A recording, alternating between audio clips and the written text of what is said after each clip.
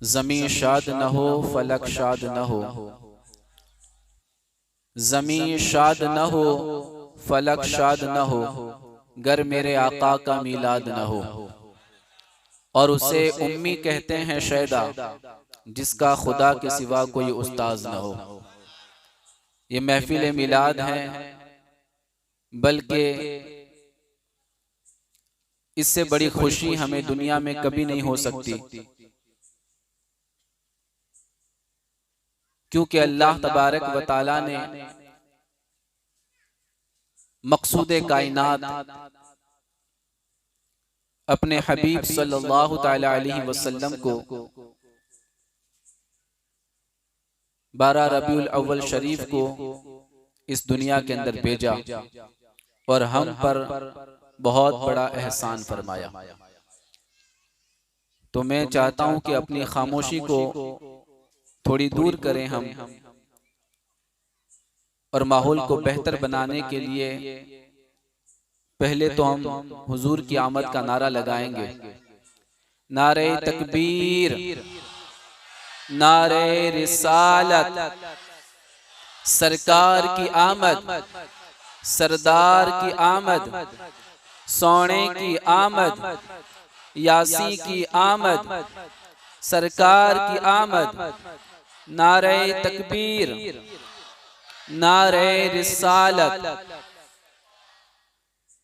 प्यारे आका सल्लल्लाहु तआला अलैहि वसल्लम के प्यारे दीवानों, आप पूरी तवज्जो के साथ कुछ बातें सुन लें, लेकिन हम इस महफिल को रस्मी महफिल भी बनाना नहीं चाहते कि बस ईद मिलाद आए तो रस्म हो जाए कि बनाएं, महफिल मुनाकिद करें, कुछ सुनाएं और फिर खत्म हो जाए। नहीं, इन 11 महफिल में हमें वो सीखना है जिस बात को सिखाने हुजूर तशरीफ लाए हैं। जो पैगाम अल्लाह के नबी ने दुनिया में आकर हमें दिया है, उस पैगाम को अपने सीने में उतार कर हमें उस पैगाम को दूसरों तक पहुंचाना, ये हम सब की जिम्मेदारी है।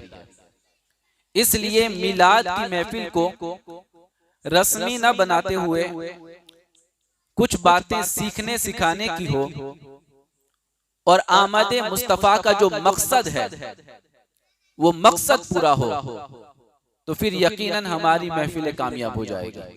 आप सब जानते ही हैं कि अल्लाह तबारक व तआला ने सबसे पहले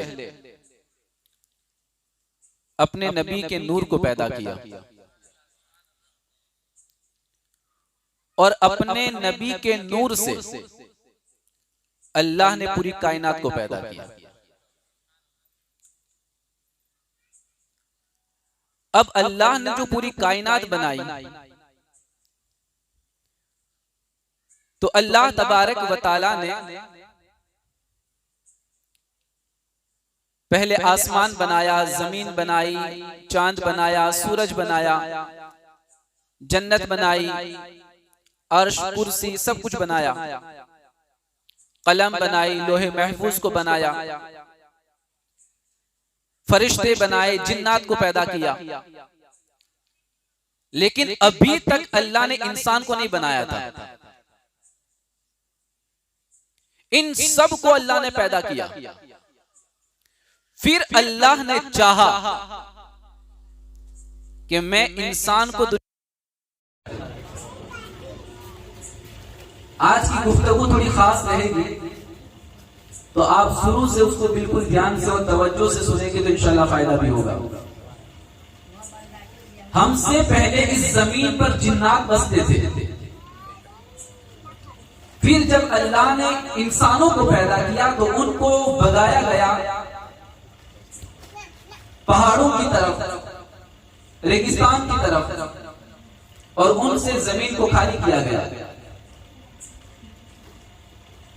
इंसान से पहले फरिश्तों को भी अल्लाह ने पैदा फरमाया है। अल्लाह तबारक व तआला ने जब चाहा कि मैं कायनात के अंदर अपना नाइब, अपना खलीफा पैदा करूं, तो अल्लाह ने सबसे पहले फरिश्तों से मशवरा किया, फरिश्तों को जमा किया और अल्लाह ने फरमाया वइज़ क़ाल रब्बुका लिल मलाइकति इन्नी जाइलुन फिल अर्दि खलीफा। सूरह बकरा के अंदर अल्लाह तबारक व तआला फरमाता है आयत नंबर 30 में, और याद करो जब तुम्हारे रब ने फरिश्तों से फरमाया कि मैं जमीन में अपना नाइब यानी खलीफा बनाने वाला हूं। मशवरा किया, पूछा, तो आप सब जानते हैं कि फरिश्तों ने कहा था कि मौला वो तो खून रेजी करेंगे, फितना करेंगे, फसाद करेंगे, आपस में लड़ेंगे, झगड़ा करेंगे। तो उस वक्त परवरदिगार आलम ने फरमाया था इन्नी अअलमु मा ला तअलमून, ऐ फरिश्तों जो मैं जानता हूं वो तुम नहीं जानते।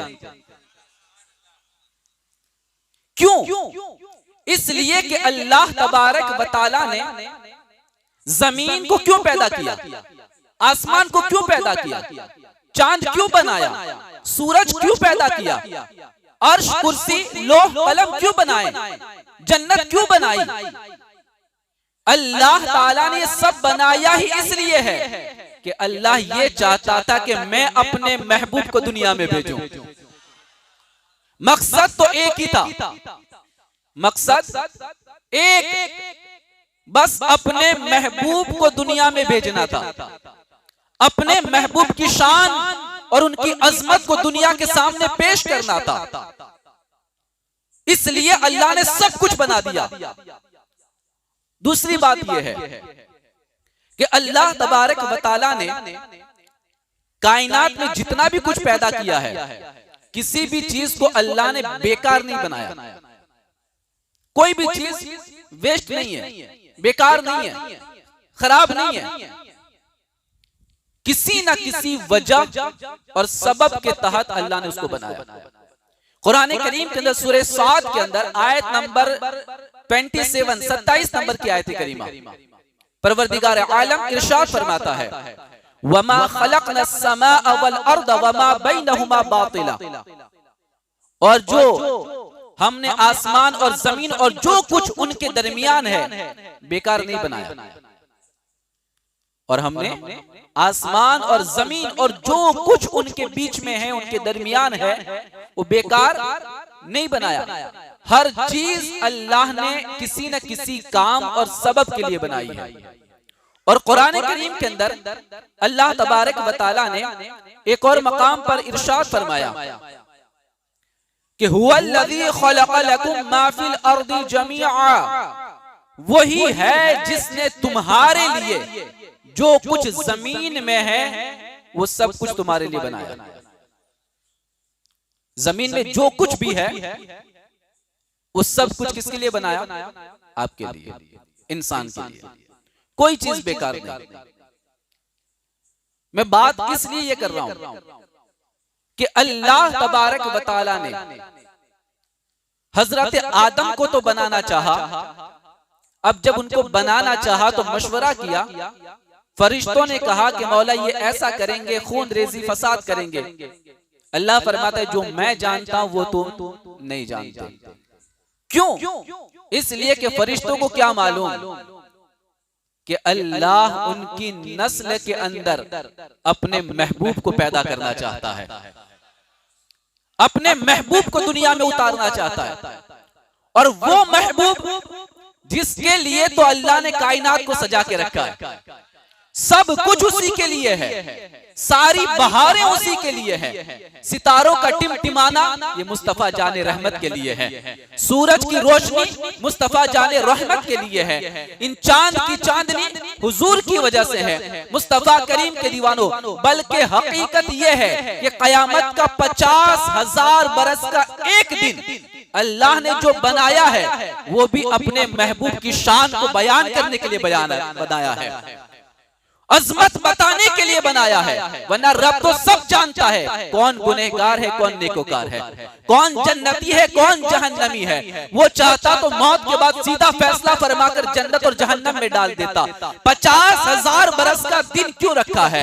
तो वह इसके ताल्लुक से अल्लामा हसन रजा फरमाते हैं, फकत इतना सबब है इन एकादे बस में महशर का कि उनकी शान महबूबी दिखाई जाने वाली है, उनकी शान महबूबी दिखाई जाने वाली है। अपने महबूब की शान को दिखाने के लिए अल्लाह ताला ने इतना बड़ा दिन रखा है। बात दूर ना निकले, बात ये करनी है कि अल्लाह ने आदम अलैहिस्सलाम को बनाना चाहा, पैदा करना चाहा, तो फिर क्या हुआ? अल्लाह ने हजरत इस्राइल अलैहिस्सलाम को हुक्म दिया कि जाओ जमीन से खाक लेकर आओ, मट्टी लेकर आओ।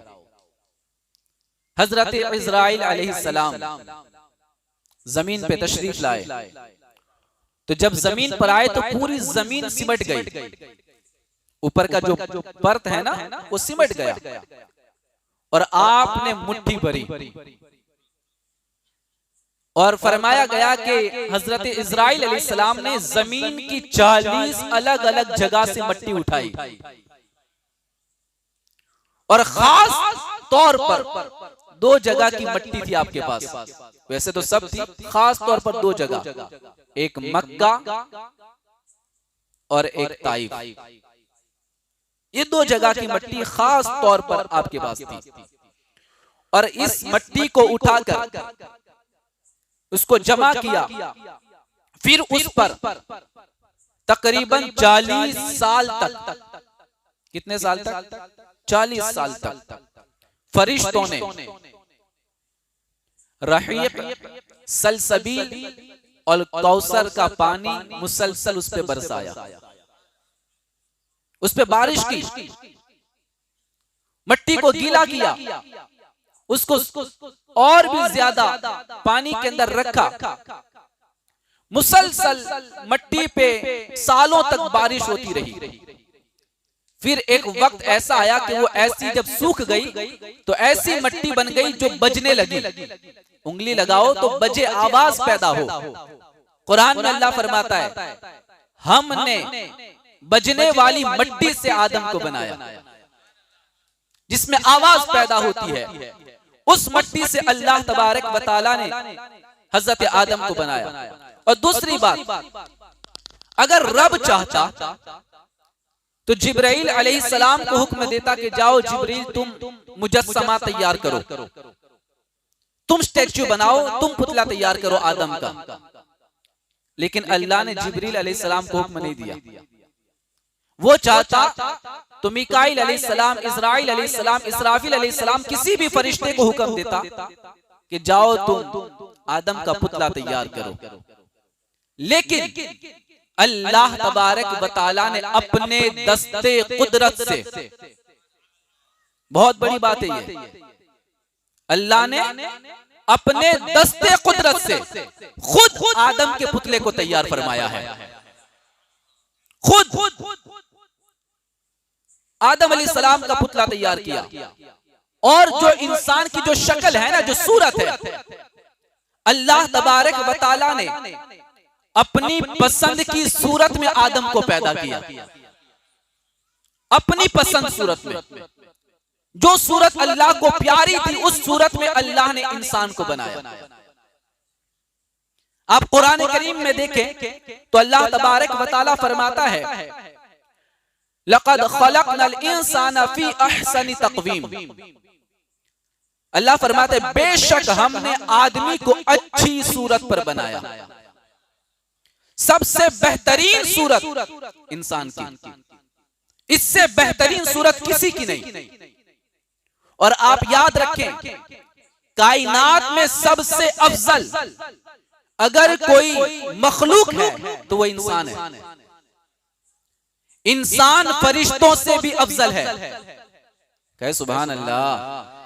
किससे? फरिश्तों से भी अफजल है। अब कोई यहां से उठ के ये ना कहे कि मैं फरिश्ते से अफजल हूं। इसलिए कि अल्लाह के खास बंदे ये खास फरिश्तों से अफजल हैं, यानी कि अंबिया और मुरसलीन जो रसूल हैं वो रसूल मलाइका से अफजल हैं, जो अंबिया हैं वो खास फरिश्तों से अफजल हैं। और फरमाया गया आम मुसलमान आम फरिश्तों से भी अफजल है, आम फरिश्तों से भी अफजल है। मुस्तफा करीम के दीवानों, ये बात मैंने इसलिए छेड़ी है कि आज दुनिया के अंदर हालात ऐसे हैं कि लादीनियत और एथिस्ट यानी कि नास्तिक ये बहुत तेजी से बढ़ रहे हैं। आप जानते हैं कि दुनिया के अंदर आज की तारीख में तकरीबन 50 से 70 करोड़ लोग ऐसे हैं जो किसी भी मजहब को फॉलो नहीं करते, किसी भी मजहब को फॉलो नहीं करते। वो मुल्हिद है, वो नास्तिक है, वो बेदीन है,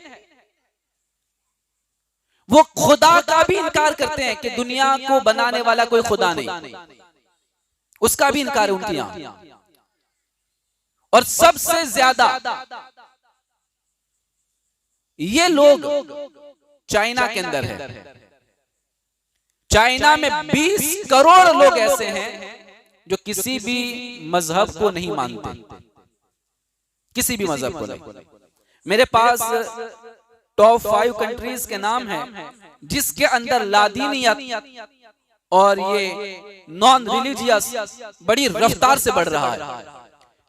पहले नंबर पर चीन है, दूसरे नंबर पर स्वीडन है, तीसरे नंबर पर वियतनाम, चौथे नंबर पर है डेनमार्क, पांचवें नंबर पर नॉर्वे है और छठे नंबर पर जापान। इन कंट्रीज के अंदर बड़ी रफ्तार के साथ लादीनियत और एथिस्ट बड़ी रफ्तारी से बढ़ रहा है। और आप मेरी बात पर अगर यकीन करें तो अब मुसलमानों के बहुत सारे तबकों के अंदर अब ये बला फैल चुकी है। बड़ी बड़ी यूनिवर्सिटीज में पढ़ने वाले बच्चे, कॉलेज में पढ़ने वाले वो बच्चे जो कभी मदरसे की सीढ़ी नहीं चढ़ते, कभी कुरान नहीं पढ़ते, कभी वो हदीस नहीं पढ़ते, कभी वो दीन की तालीम नहीं लेते, वो डायरेक्ट सिर्फ दुनिया का इल्म हासिल करते हैं, बड़ी बड़ी यूनिवर्सिटीज पे जाते हैं। एक वक्त ऐसा आता है कि वो अपने आप को मुसलमान कहलवाने के अंदर शर्म महसूस करते हैं और वो यूं कहते हैं कि हम इस दिन को नहीं मानते, हम तो बस इंसानियत को मानते हैं। क्या कहते हैं? इंसानियत। और आज ये नारा बड़ा जोर से लगाया जाता है कि सबसे बड़ा धर्म इंसानियत है। ये नारा लगाया जाता है ना, हालांकि गलत है। हम इंसानियत की मुखालिफत नहीं करते, हम इंसानियत का विरोध नहीं करते, लेकिन ये नारा लगाने वाले कौन लोग हैं जो इंसानियत का नारा लगाते हैं कि इंसानियत सबसे बड़ा मजहब है? ये कौन कह रहा है?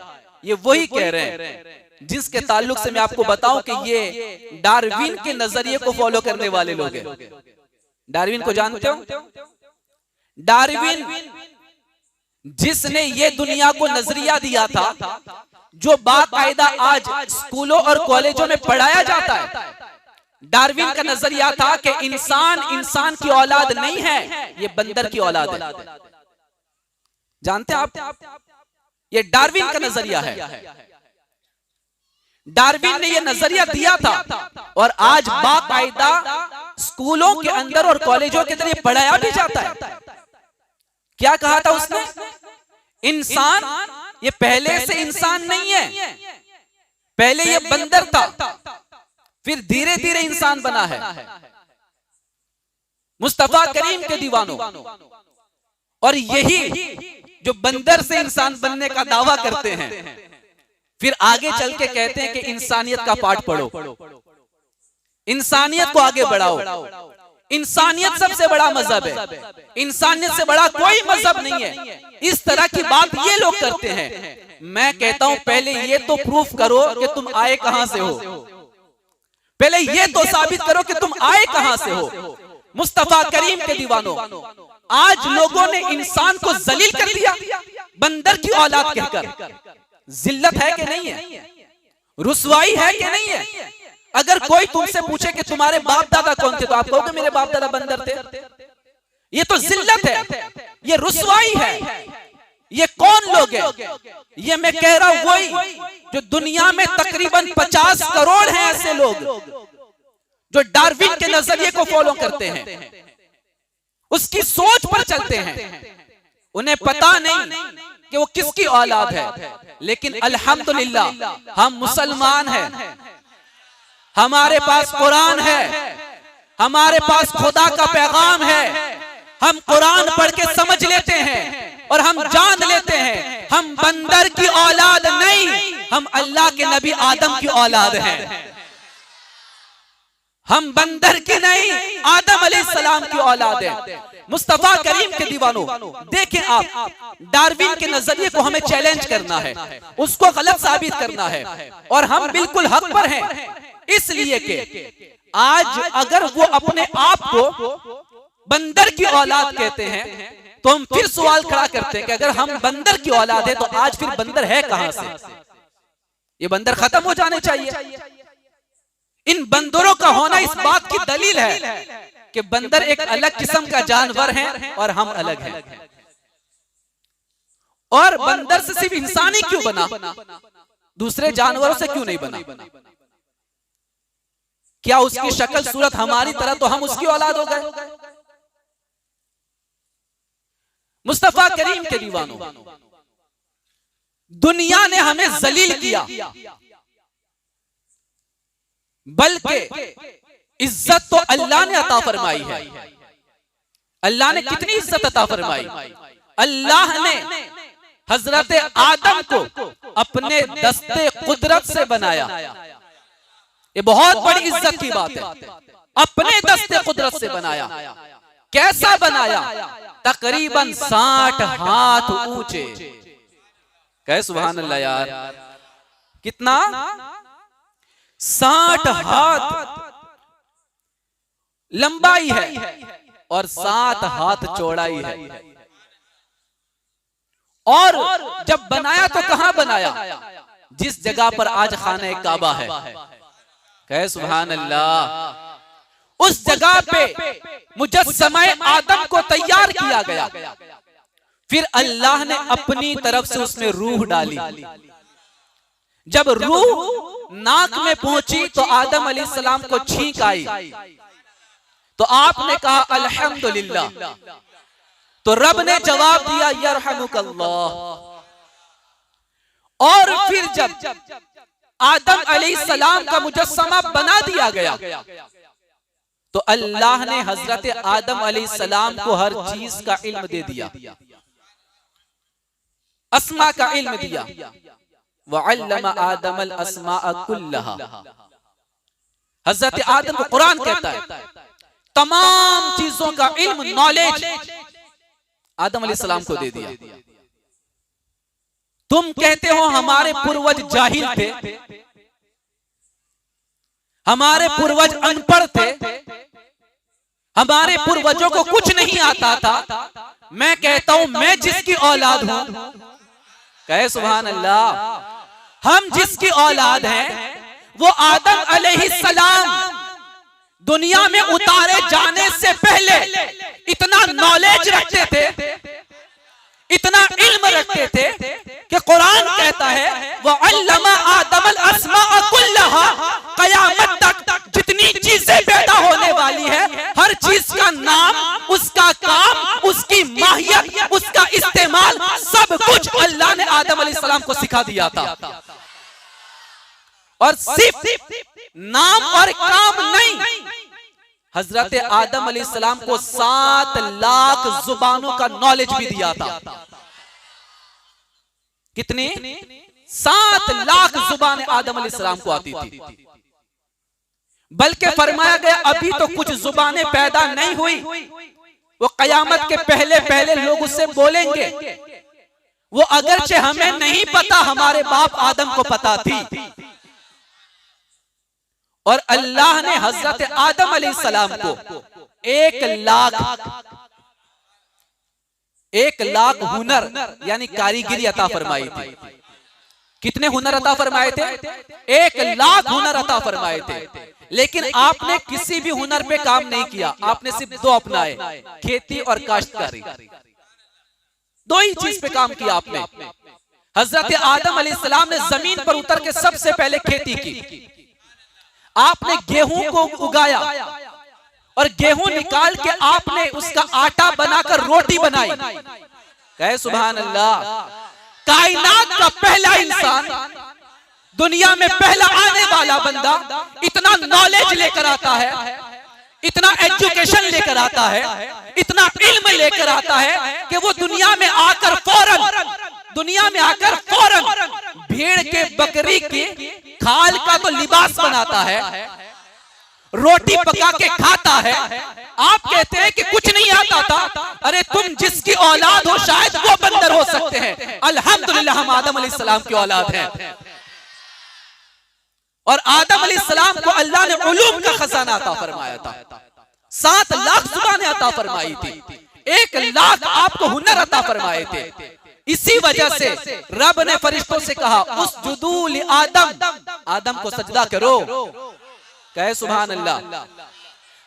हम किसी मामूली की औलाद नहीं, हम जिस बंदे की औलाद है, हम जिस आदम अलैहिस्सलाम की औलाद है, हम जिस नबी की औलाद है, वो इतनी अजमत वाले हैं, वो इतनी शान वाले हैं कि रब ने फरिश्तों से कहा फरिश्तों तुम सजदा करो। क्यों सजदा करो? इसलिए कि तुमसे ज्यादा नॉलेज तो आदम के पास है। कहे सुभान अल्लाह। तुमसे ज्यादा मालूमात तो आदम अलैहिस्सलाम के पास है। और सिर्फ मालूमात की वजह से नहीं, दूसरी वजह यह कि उनकी पेशानी में नूरे मुस्तफा जगमगा रहा है। सजदा करो आदम को। आदम अलैहिस्सलाम को सब फरिश्तों ने सजदा किया इल्ला इब्लीस, सिवाय शैतान के। इब्लीस ने इनकार किया, उसको निकाल दिया गया, मरदूद करार दे दिया गया। फिर अल्लाह ने हजरत आदम को जन्नत के अंदर रखा। कहां? जन्नत में। जब तन्हाई महसूस करने लगे तो उन्हीं की पसली से मां हव्वा को पैदा किया। तकरीबन हजरत आदम अलैहिस्सलाम और मां हव्वा रज़ियल्लाहु ताला अन्हा, बल्कि हजरत आदम को जब मुजस्समा बनाया गया, उसमें रूह डाली गई, मस्जिद मलाइका बनाया गया, और फिर जब जन्नत में ले जाया गया था तो ऐसे नहीं ले जाया गया, बाकायदा फरिश्तों के जुलूस के साथ, फरिश्तों के जुलूस के साथ। मैंने एक रिवायत में पढ़ा कि 70,000 जन्नती जोड़े पहनाए, 70,000 जन्नती हुल्ले पहनाए, और फिर लाखों फरिश्ते आगे, लाखों पीछे, लाखों दाएं, लाखों बाएं, बीच में आदम। कहे सुभान अल्लाह। दुनिया को बंदर की औलाद बताकर जलील और रुस्वा करने वाले लोग, डार्विन के नजरिए को फॉलो करने वाले लोग, हम उन्हें बताना चाहते हैं कि दुनिया के अंदर अल्लाह ने हमें बहुत इज्जत अता फरमाई है, बहुत शान अता फरमाई है। हमारे बाप हजरत आदम को जब जन्नत में ले जाया जा रहा था तो उस वक्त लाखों फरिश्ते इर्द गिर्द थे, और उनके अंदर दुल्हा बनाकर हजरत आदम को जन्नत में पहुंचाया गया है। जन्नत में गए हजरत आदम अलैहिस्सलाम, मां हव्वा को पैदा किया गया। मुस्तफा करीम के दीवानों, फरमाया जाता है कि फिर हजरत हव्वा रज़ियल्लाहु ताला अन्हा और हजरत आदम तकरीबन दुनियावी साल के एतबार से 500 साल तक जन्नत में रहे। कहे सुभान अल्लाह। कितने साल? 500 बरस जन्नत में रहे। फिर एक लग्ज़िश पैगंबराना, अब लग़्ज़िश पैगंबराना, कोई उसको आदम अलैहिस्सलाम की भूल नहीं कह सकता, कोई आदम अलैहिस्सलाम की गलती नहीं कह सकता, आदम अलैहिस्सलाम का गुनाह भी नहीं कह सकता। इसको हम लग़्ज़िश पैगंबराना कहेंगे अदब के साथ। और आप जानते हैं लग़्ज़िश पैगंबराना ये सिद्दीकीन की नेकियों से भी बढ़ के दर्जा रखती है, सिद्दीकीन की नेकियों से भी बड़ा दर्जा रखती है। लग़्ज़िश पैगंबराना हुई आदम अलैहिस्सलाम से। अल्लाह तबारक व तआला ने हजरत आदम अलैहिस्सलाम को दुनिया के अंदर भेजा। सिर्फ आदम नहीं आए, हजरत आदम अलैहिस्सलाम के साथ साथ हम भी दुनिया में आए। कहे सुभान अल्लाह। कुरान क्या कहता है सुने। अल्लाह फरमाता है सूरह बकरा आयत नंबर 38, कुल नहबितू मिन्हा जमीआ। अल्लाह फरमाता है हमने फरमाया तुम सब जन्नत से उतर जाओ। क्या फरमाया? अल्लाह फरमाता है तुम सब जन्नत से उतर जाओ। मौला सब कहां? यहां तो आदम और हव्वा दो ही है। सब जन्नत से उतर जाओ। मुफस्सिरीन फरमाते हैं आदम अलैहिस्सलाम की पुश्त में उस वक्त उनकी औलाद थी, जिनको दुनिया में आना था, जिनको पैदा होना था, वो सारी औलादें पुश्ते आदम में थी। रब ने हजरत आदम के साथ औलाद को भी जन्नत से जमीन पर भेजा और अल्लाह ने फरमाया कुल नहबितू मिन्हा जमीआ। अल्लाह फरमाते हैं हमने फरमाया तुम सब जन्नत से उतर जाओ। हमारे बाप जन्नत से जमीन पर आए, उनकी पुश्त में हम भी जमीन पर आए, हम भी जमीन पर आए। और मुस्तफा करीम के दीवानों, ये आलम अजसाम है, जिस्मों की दुनिया है, बॉडीज की दुनिया है। लेकिन इससे पहले भी एक आलम था जिसको रूहों की दुनिया कहा जाता है, आलम अरवाह कहा जाता है। उस वक्त सारी रूहें थी, आपकी भी रूह थी, मेरी भी रूह थी, सब रूहें थी। और उन रूहों से अल्लाह ने फरमाया था अलस्तु बिरब्बिकुम, क्या मैं तुम्हारा रब नहीं हूं? क्या मैं तुम्हारा रब नहीं हूं? तो उस वक्त जवाब दिया था सबने क़ालू बला, सबने कहा था क्यों नहीं, तू हमारा रब है, तू हमारा रब है। उसके बाद फिर ये जिस्मों की दुनिया बनी।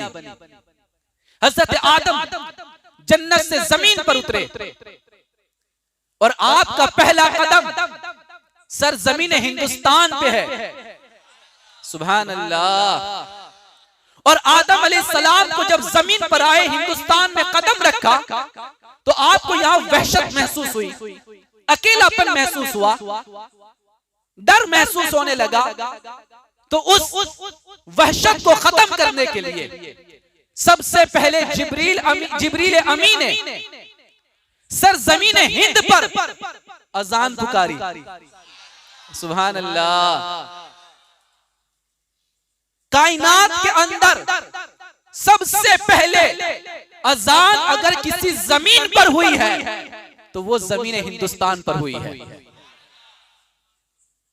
अजान पुकारी गई, हजरत हव्वा को भी उतारा गया। बस फासला इतना था कि जो अरब समंदर है, अरब सागर है, उसके इस किनारे पर आदम आए यानी हिंदुस्तान, और उसके दूसरे किनारे जिद्दा हजरत हव्वा आए। जिद्दा ना दूसरा किनारा है, सामने किनारा है। और जिद्दा को जिद्दा इसीलिए तो कहते हैं कि जिद्दा का माने होता है दादी। जिद्दा अरबी लफ्ज है ना, उसका माना होता है दादी। हमारी दादी जब जन्नत से आई तो जद्दा में उतरी, तो इसलिए उसको जिद्दा कहा गया। मुस्तफा करीम के दीवानों, ये जमीन पे तशरीफ लाए, लेकिन अल्लाह ने कितनी शान अता फरमाई, कितना बड़ा मकाम अता फरमाया कि आज दुनिया के अंदर लोग कहते हैं कि हम इसकी औलाद है, हम उसकी औलाद है। याद रखें, डार्विन का नजरिया गलत, और आज बहुत सारे लोग उसके नजरिए की तरफ बढ़ते हैं और गुमराह हो रहे हैं। 20 करोड़ लोग चाइना के अंदर, बल्कि अगर पूरी वर्ल्ड की पॉपुलेशन का हम हिस्सा निकालें तो लगभग 9% हिस्सा, कितना? 9% हिस्सा वर्ल्ड की पॉपुलेशन का, ये आज लादीनियत की तरफ भाग रहा है, दौड़ रहा है, और वो फख्र से कहता है कि हमारा कोई मजहब नहीं, हमारा कोई धर्म नहीं, हम किसी मजहब को नहीं मानते।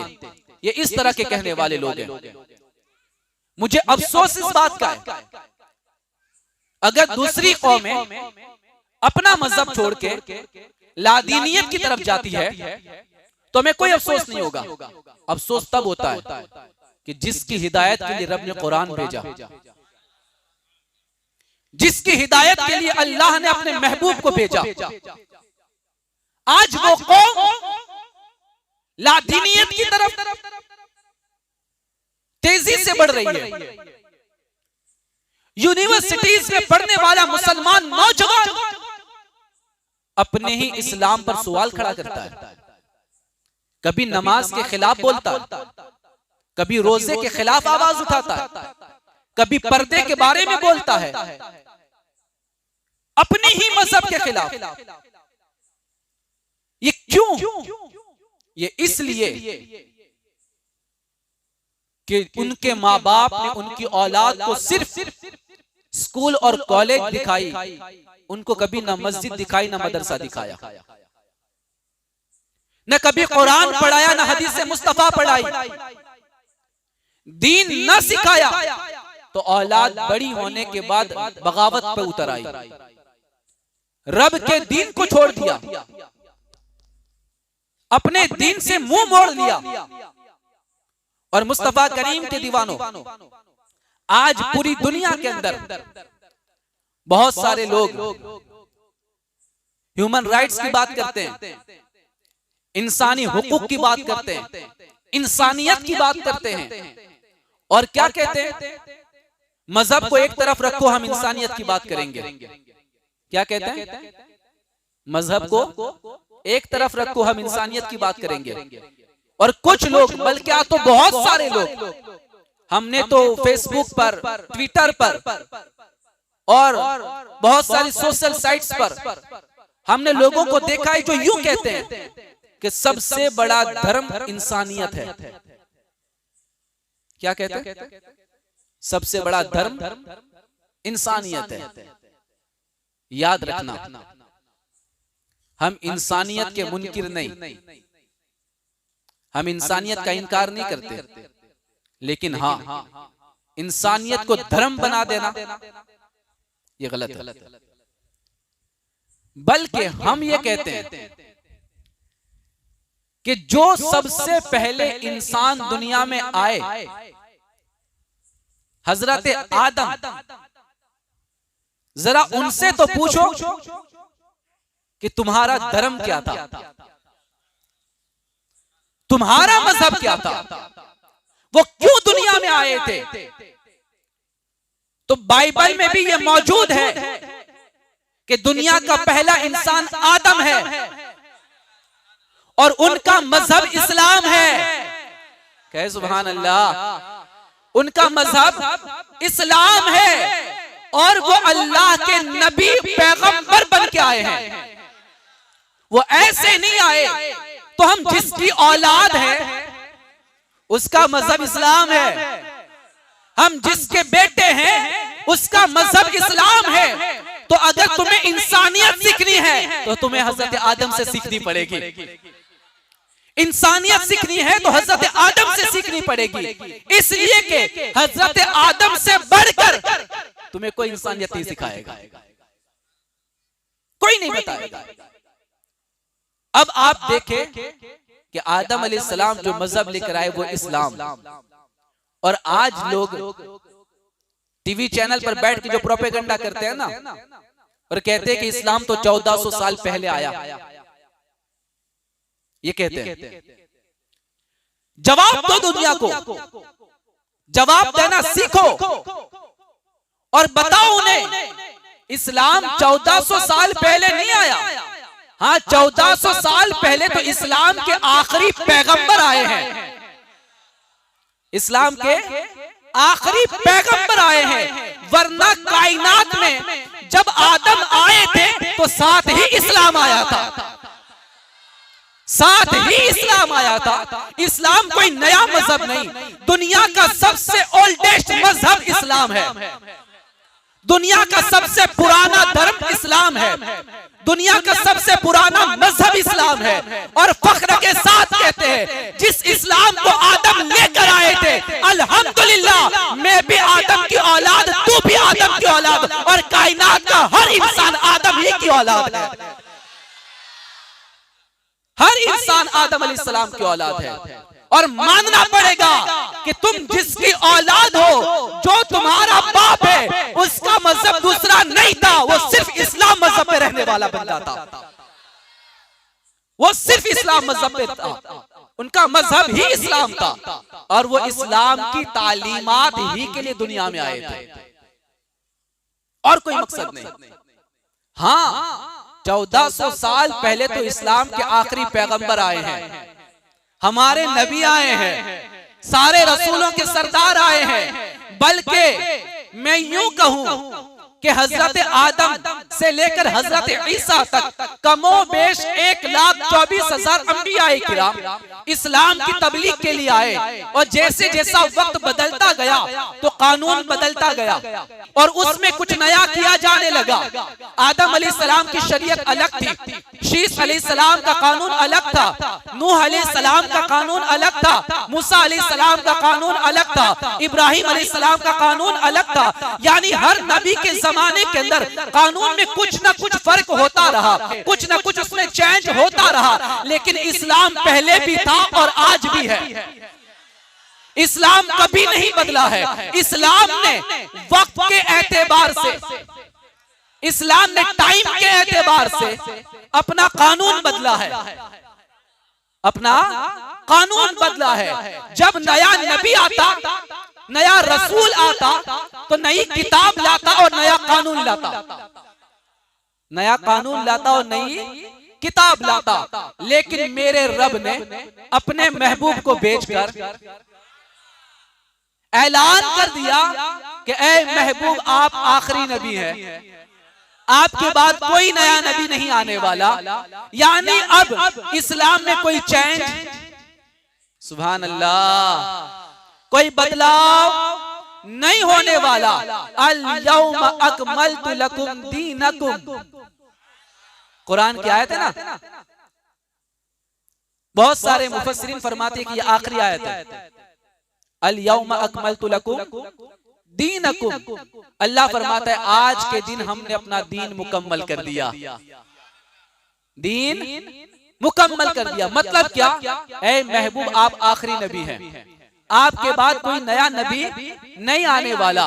इस्लाम मुकम्मल हो गया, कयामत तक निज़ामे मुस्तफा चलेगा, कयामत तक यही इस्लाम चलेगा, उसमें कोई तब्दीली नहीं हो सकती, कोई बदलाव नहीं हो सकता। इसलिए कि इस्लाम सबसे पुराना मजहब है और सबसे आखिर तक रहने वाला मजहब है, और कयामत तक यही इस्लाम हमेशा इसी तरीके से जगमगाता हुआ रहेगा। कोई चेंज नहीं आएगा, कोई बदलाव नहीं आएगा। मैं बात ये कर रहा था, आज ह्यूमन राइट्स की बात करने वाले, इंसान के हुकूक की बात करने वाले, उनसे मैं कहना चाहता हूं कि तुमने जिसको इंसान कहा, आज दुनिया ने इंसान को अलग अलग नजरिए से जाना। यूनानी फलसफा देख ले, यूनान का पुराना फलसफा, तो पूछा इंसान क्या है, तो उन्होंने कहा, इंसान की तारीफ की उन्होंने हैवाने नातिक से। क्या कहा? हैवाने, इंसान हैवाने नातिक है। क्या कहा? कहे नहीं यार, यानी इंसान बोलने वाला जानवर है। ये यूनानी फलसफियों ने कहा था, इंसान बोलने वाला जानवर है। और फिर जब लोगों ने तरक्की की, हवाई जहाज बनाए, रॉकेट बनाए, रोबोट्स बनाए, एटम बनाया, बहुत तरक्की की। तो फिर पूछा दुनिया से कि इंसान क्या है, तो इन साइंसदानों ने एक नाम दिया, सोशल एनिमल। क्या नाम दिया? Social animal. यानी इंसान वो है जो अपनी सोसाइटी बनाता है, इंसान वो जानवर है जो सोसाइटी बनाता है। ये कहा उन्होंने, सोशल एनिमल बताया। यानी यूं कहा कि दूसरे जानवर जो हैं वो अलग अलग रहते हैं, वो अपनी सोसाइटी नहीं बनाते, लेकिन इंसान ऐसा जानवर है जो अपनी सोसाइटी बनाता है। मैंने कहा कि तुमने क्या इंसान की इज्जत की? कोई हैवान नातिक कहता है, कोई सोशल एनिमल कहता है। खुदा से पूछो कि इंसान क्या है। जिसने बनाया उससे पूछो इंसान क्या है। इसलिए कि जो बनाता है वही उसकी अहमियत को जानता है, जो बनाता है वही उसकी खूबी को जानता है, जो बनाता है वही उसकी सलाहियत को जानता है। मैंने कुरान से पूछा, ए कुरान तू बता इंसान क्या है? तो कुरान करीम के अंदर रब ने जवाब दिया, लक़द खलक़नल इंसान फी अहसनी तक़वीम।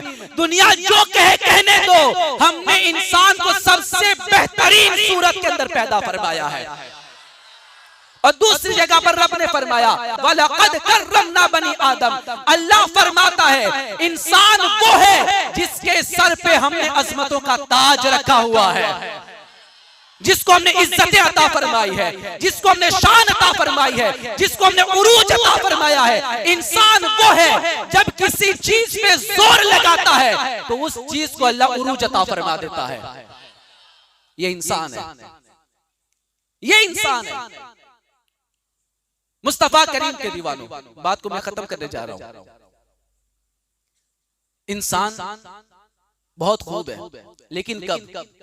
जब वो अपने आप को कुरान में देखे, अपने आप को कुरान में देखे।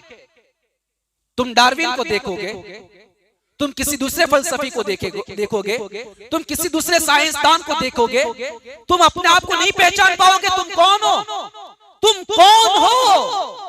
इस बात को पहचानना है तो तुम्हें कुरान पढ़ना पड़ेगा, तुम्हें रब की बारगाह में पूछना पड़ेगा तुम कौन हो। कुरान तुम्हें जवाब देगा कि तुम कौन हो।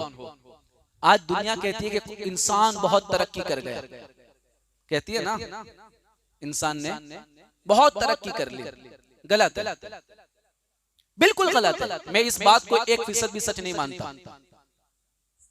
इंसान ने तरक्की नहीं की, इंसान ने जिस चीज को पकड़ा वो चीज तरक्की कर गई। आप नहीं समझे मेरी बात। मैं बिल्कुल एक अलग नजरिया बता रहा हूं आपको। और मैं जब पूरा दिन कलम किताब लेकर बैठता हूं तब जाके मैं आपके सामने ऐसा कुछ पेश कर सकता हूं। हाँ, मैं पूरा दिन अपना दिमाग खपाता हूं, मैं क्या बोलूं आज।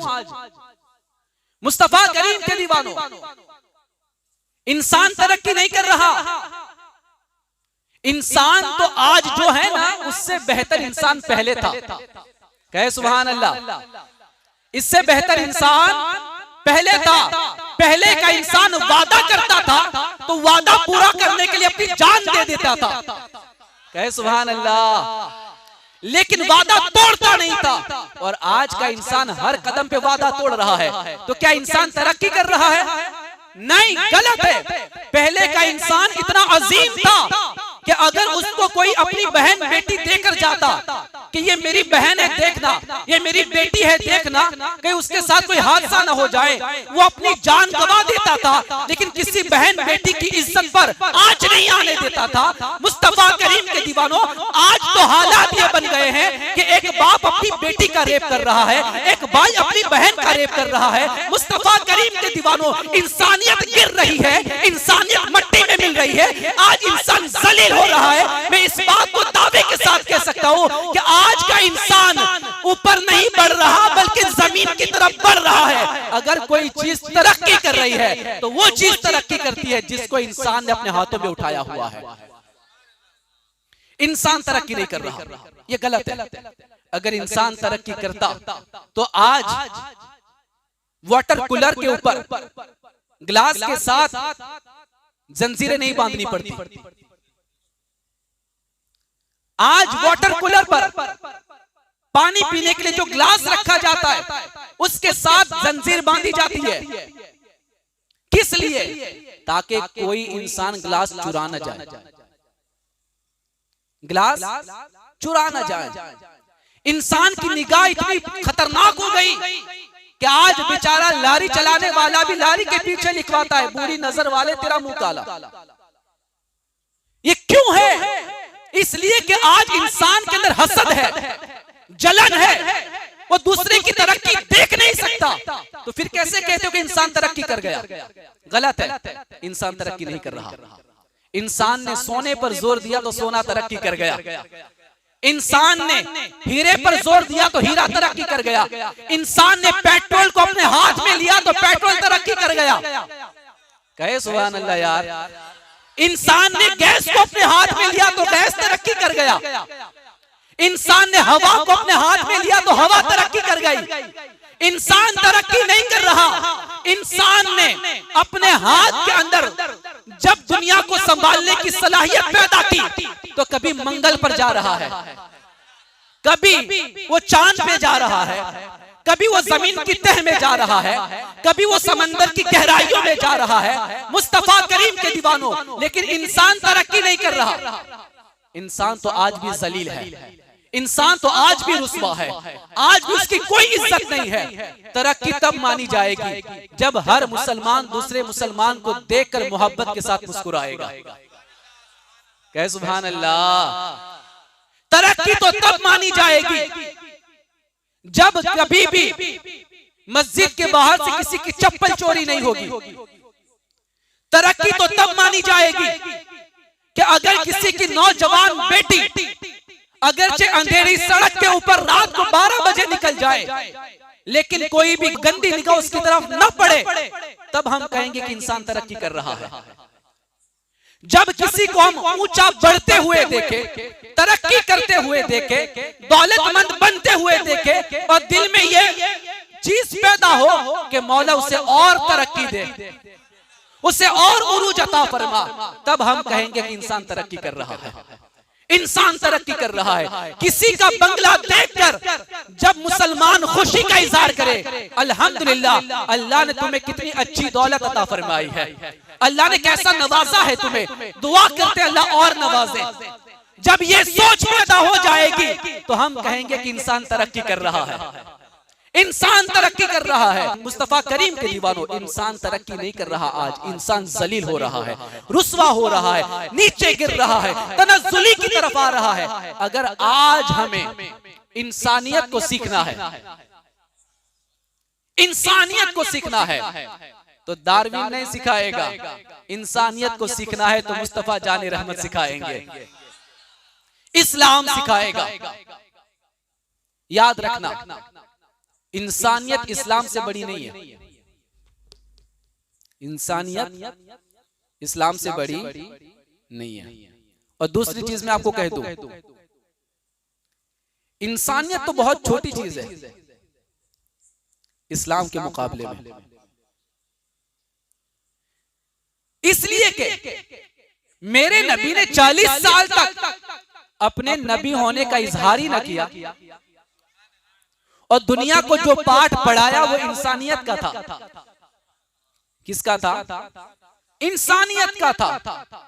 इसलिए कि जब तुम इंसानियत का पाठ पढ़ लोगे और उसको समझ जाओगे, तब जाके तुम इस्लाम एक्सेप्ट करने के काबिल बनोगे, इस्लाम एक्सेप्ट करने के काबिल बनोगे। इसलिए कि ये ऐसे ही है कि एक लड़का जिसने 12वीं पास कर लिया, उसको कोई पूछे तू 10वीं पास है, क्या पूछे? तू 10वीं पास है, हम सवाल करने वाले को देख के हंसेंगे, कहे या सुभान अल्लाह, हंसेंगे कि नहीं हंसेंगे? इसलिए कि जब तक 10वीं पास नहीं होगी वहां तक 12वीं पास कैसे हो सकती है? 12 पास करने के लिए 10 पास करना पड़ेगा। मैं इसी तरीके से कहना चाहता हूं, अगर कोई यूं कहे कि मैं मुस्लिम हूं, मैं इस्लाम को फॉलो करता हूं, तो फिर उसके अंदर सारी इंसानियत होनी ही चाहिए। कहे सुभान अल्लाह। सारी इंसानियत होनी ही चाहिए। अगर मुसलमान होने का दावा करता है, इस्लाम पर चलने का दावा करता है और उसके अंदर इंसानियत ही नहीं है, तो मैं कहता हूं वो सच्चा मुसलमान ही नहीं है। कहे सुभान अल्लाह। वो सच्चा मुसलमान ही नहीं है। कलमा तो पढ़ता है लेकिन बाजार में खड़े रहकर लोगों को बड़ी बड़ी गालियां सुनाता है, इसमें इंसानियत नहीं है, तो ये सच्चा मुसलमान कैसे हो सकता है? कलमा तो पढ़ता है लेकिन पड़ोस में रहने वाले को सताता है, तो ये इंसान कैसे हो सकता है? क्योंकि ये इंसानियत के खिलाफ है कि पड़ोसी को सताया जाए। जब इंसानियत ही नहीं है तो इस्लाम कैसे होगा? बात को समझ रहे हैं मेरी? इंसानियत ही नहीं है तो मुकम्मल मुसलमान कैसे होगा? मुकम्मल मुसलमान होने के लिए सबसे पहले उसमें इंसानियत तो होनी चाहिए, उसमें होनी चाहिए। आज बहुत सारे लोग हैं जो इस तरह के हालात पैदा करते हैं। मैं उनसे कहना चाहता हूं, मुस्तफा करीम के दीवानों, हम अगर इस्लाम को सही से पढ़ लें, आखिरी बात है, मेरा जुमला सुने, इस्लाम को सही से पढ़ ले, तो मैं कहता हूं हमसे बड़ी इंसानियत दुनिया को सिखाने वाला कोई नहीं होगा। सबसे बड़े इंसानियत के अलम बरदार हम ही होंगे। आज इंसानियत इंसानियत का जो नारा लग रहा है ना, हम उनसे कहना चाहते हैं कि कभी इस्लाम पढ़ के देखो, तुम्हें इंसानियत का पता चलेगा। और हाँ, अगर कोई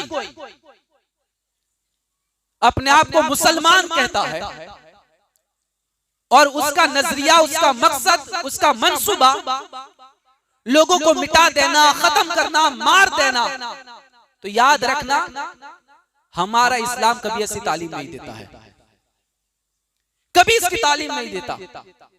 इंसान बना किससे? इंसान बना उन्स से, और उन्स का मतलब होता है मोहब्बत, प्यार, उखुवत। यानी इंसान का मतलब ही है आपस में मोहब्बत करने वाला, आपस में प्यार करने वाला। और वही इंसान जब दुनिया में हजरत आदम अलैहिस्सलाम की शक्ल में आया, उनकी सूरत में दुनिया में आया, तो वो अकेला नहीं आया, अपने साथ इस्लाम जैसा पाकीज़ा दीन लेकर आया है। और उसी दीन इस्लाम के आखिरी पैगंबर को दुनिया मोहम्मद रसूलुल्लाह कहती है। और उसी मोहम्मद रसूलुल्लाह सल्लल्लाहु अलैहि वसल्लम की उम्मत में हम पैदा हुए हैं। और आज हम उम्मती, हम उसी अपने महबूब का मिलाद बनाने के लिए बैठे हुए हैं। और इसी मिलाद में दुनिया को बताना चाहते हैं कि इंसानियत का सबसे ज्यादा दर्स देने वाला अगर कोई मजहब है तो सिर्फ मजहब इस्लाम है, जो पूरी दुनिया को इंसानियत का दर्स देता है। वाखिर दावाना अनिल हम्दुलिल्लाहि रब्बिल आलमीन।